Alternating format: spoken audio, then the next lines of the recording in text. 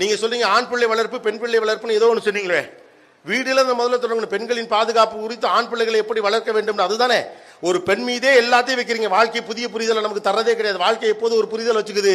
இந்த உலக சமூக பிரச்சனையத்தோடு இருக்கும். உனக்கு எதிராக அது நிற்கும்.